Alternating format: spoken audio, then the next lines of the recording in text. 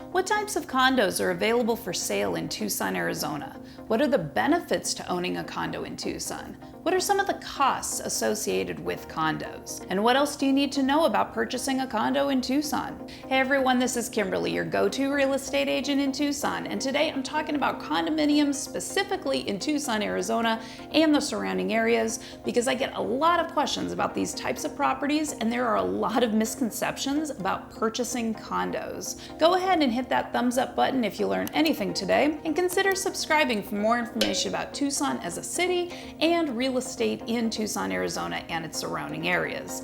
As always, if you're looking to purchase or sell Tucson real estate, I'd love to help you out. All my contact information is in the description below each of my videos. So what are some of the first things I tell potential buyers when they're asking about purchasing a Tucson condo?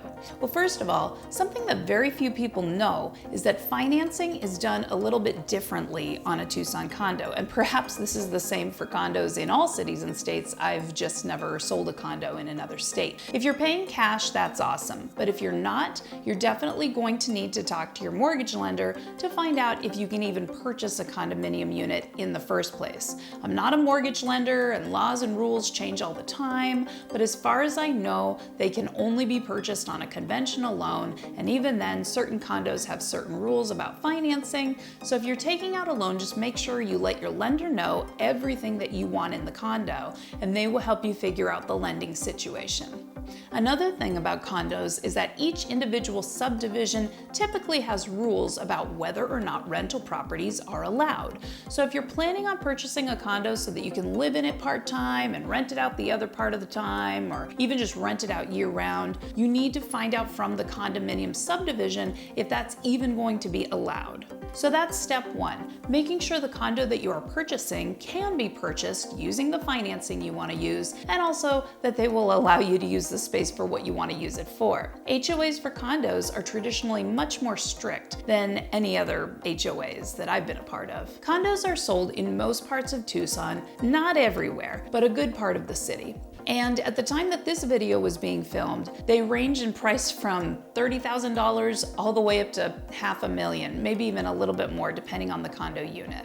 I have seen all types of Tucson condos, from really rundown condos that need a lot of TLC just to be livable, all the way up to the high-end condos that have beautiful fireplaces and high ceilings and large square footage, granite countertops throughout, amazing city and mountain views. But you can still find a luxury condo in the foothills in Tucson for under $300,000. Or you could even find a little bit of a fixer-upper type condo in a luxury condominium subdivision for under $200,000. Of course, those prices will probably continue to go up as time goes on, but as for right now, that's what I'm seeing. And when I say luxury, I'm talking about all the bells and whistles. Some of these condos are in gated communities with 1 or 2 or more pools, and the pools are really nice and they're fancy, and the condos have workout facilities and they have really nice walking trails. They often have tennis courts or basketball courts or volleyball courts, depending on the price of the unit. Some of them have been fully upgraded or have just been built with all the high-end countertops and cabinets, and you can get a single story or you can get a 2-story unit, or you could be on a ground floor, or you can have a balcony with views of the mountains. So we're really talking about luxury lifestyle living with all the amenities,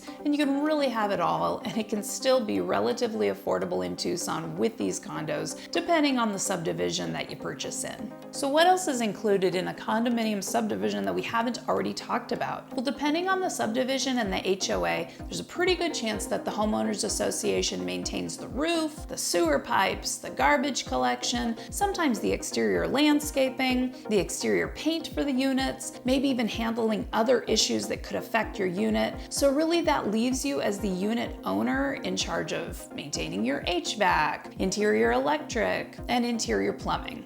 In the world of home ownership, that's not too much to have to maintain yourself compared to owning a full house. But of course, every condo is different, so make sure you find out what's included from your HOA before you purchase any properties. So what are the downsides to owning a condo in Tucson? Well, of course, it might be some of the same downsides to owning a condo anywhere. More likely than not, the square footage is going to be a little smaller than a house or a townhouse. And of course, you're going to have an HOA, and it might be a little bit more strict than a housing subdivision, and it's almost certainly going to be more expensive than your average HOA. As far as space, you're probably not going to get a very big yard or even a yard at all. You might get a little patio space or a little balcony, but that might actually be a good thing for you because you don't have a big yard that you have to maintain. However, if you have pets that need a yard to run around in, a condo might not work for you. Although keep in mind, as I mentioned before, a lot of these condominium subdivisions have a lot of walking paths and walking trails all around the subdivisions. Of course, Tucson has a lot of great parks with dog parks and things like that. So there are other options for outdoor experiences and exercise if you can't get that big spacious yard.